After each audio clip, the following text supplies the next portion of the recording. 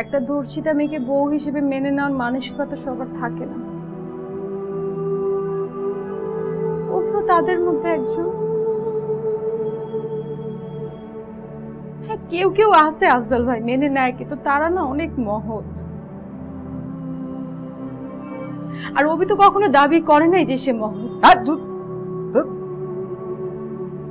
কই গেল এত প্রেম, গদগদ ভালোবাসা? কই কই? আফজাল ভাই আমি না তারে অনেক বলার চেষ্টা করছি, অনেকবার বলার চেষ্টা করেও সে শুনে নাই আমার কথা। আমারই ভুল, আমি শুধু শুধু সুখের স্বপ্ন দেখছি, কিন্তু আমি ভুলে যাই যে দুঃখের সঙ্গে আমার আজীবনের সম্পর্ক।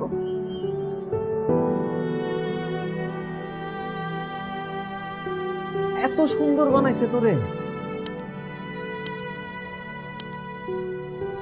খালি এটা করছে পোড়া।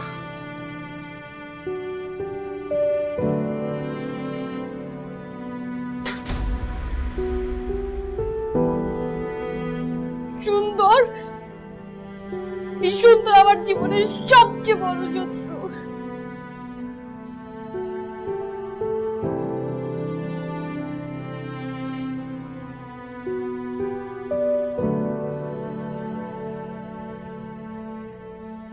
আমারে মাত্র কিছুদিন সময় দাও, তোমার এই শত্রুরে আমি শক্তি বানায় দিতেছি, কথা দিলাম।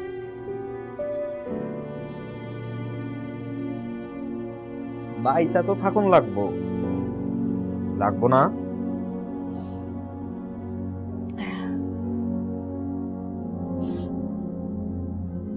আমি মরবো না আফজাল ভাই, মরলে অনেক আগে মরতাম।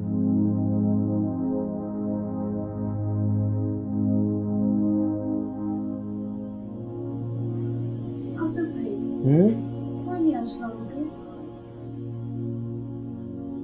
কই নিয়ে আসছি? মায়ের উপর বিশ্বাস তো রাখতে হবে।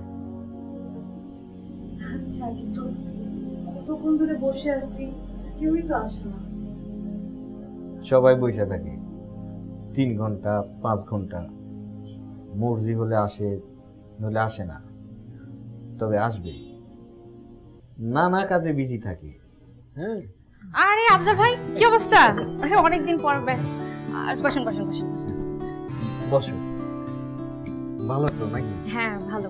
আচ্ছা নন্দিনী, ওনার কথাই বলছিলাম, মিস ডানা, বিখ্যাত কোরিওগ্রাফার, টিয়া পার্সোনালিটি, বিশাল ব্যক্তি।